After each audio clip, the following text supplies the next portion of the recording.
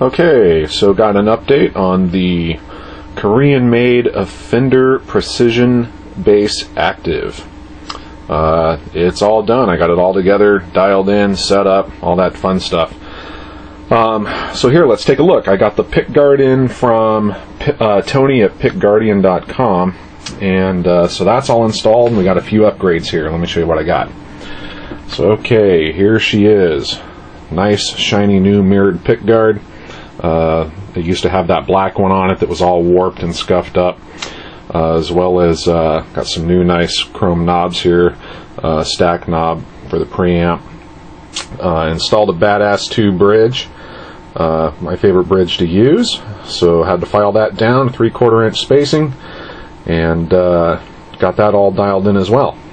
So on this bass, one of the first things I had to do once I got the strings on it was adjust the neck, and that came out really nice. Truss rod works good. Looking at a 4mm hex key for this guy. Being made in Korea, it is metric. And let's look at string action here. It has a 16 radius on the neck. That's a 16. So we of course matched that up down here on the bridge. Got the intonation all dialed in and set, and this thing plays really good. Frets needed hardly no work at all other than polishing, and I started off with 1500 grit sandpaper, really nice and light to get all of the goo and rust that were on these things off, and underneath all that they looked really nice. So they were then polished up with some Never Dull, which what I really like about that product is not just giving it a nice shine, but it also kind of seals them with this oil, and then you rub that into the frets and wipe it off, and it kind of creates like a seal on the frets. So really good stuff. Okay, so let's look at the bass here. It's a P-Bass Active, made in Korea, so it's got the PJ setup, and you have a volume here when the bass is in passive mode. You have your main volume here, okay, and you have a tone,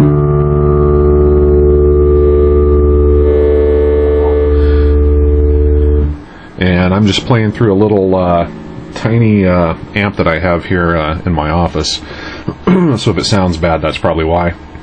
The pots are nice and cleaned out now, and so they have no noise. Maybe just a tiny bit still there, but that'll work out.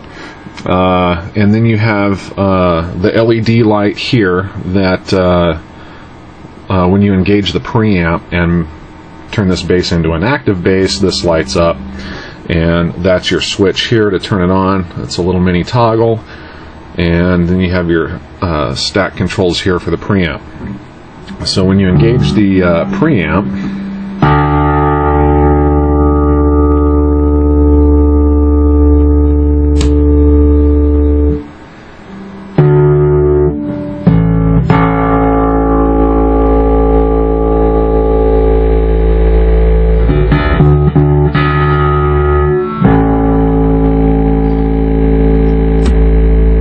definitely gives it a nice little boost. So the body came out pretty nice. It was pretty scratched up and whatnot, so what I did was I just took some rubbing compound and did this by hand. I don't have a real nice buffing wheel, so I rubbed it all out by hand, and then took some finishing wax and then buffed that all out, and it came up pretty nice. There's a little, I don't know if the camera will pick it up, let's see here. There's a little dent. Come on, camera, focus.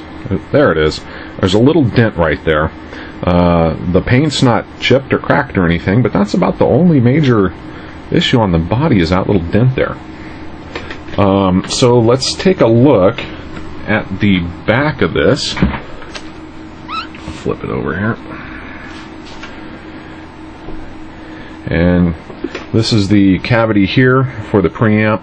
Got all new screws in there, all new pick guard screws. All the hardware is fresh on this bass now. The neck plate, it had just a plain chrome neck plate on it before that was all scratched up.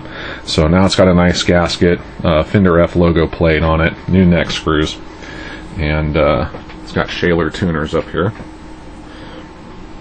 So this thing came out pretty nice. I'm very happy with it. It plays like a dream. The action is really nice on it. On this bass, I set the string action at the 17th fret to the specs, and I like to use this book here. It's good for a quick reference. It's the Fender Bass Handbook. And so if we look in here on page 28, I'll tell you, I don't know if this will focus or not, but you look at your neck radius here. It's a neck radius, and this one is a 16, so if you go down here, it's 15 to 17. Your low E string, or bass side, is at 2.4 millimeter, or 3/32 of an inch. And on the treble side, or your G string, is set at, come on camera, 2 millimeters, or 5/64. So that's how this bass is set up, and with the neck straight and the action set right, this thing plays really well. What else can I talk about this? What I use to set the string action on it. You can use feeler gauges or anything like that. I like to use this little guy right here. It's a $20 man's best friend. So get yourself one of these micrometers there and put it to use. Works great. So the spacing on this bass is really nice, as you can see,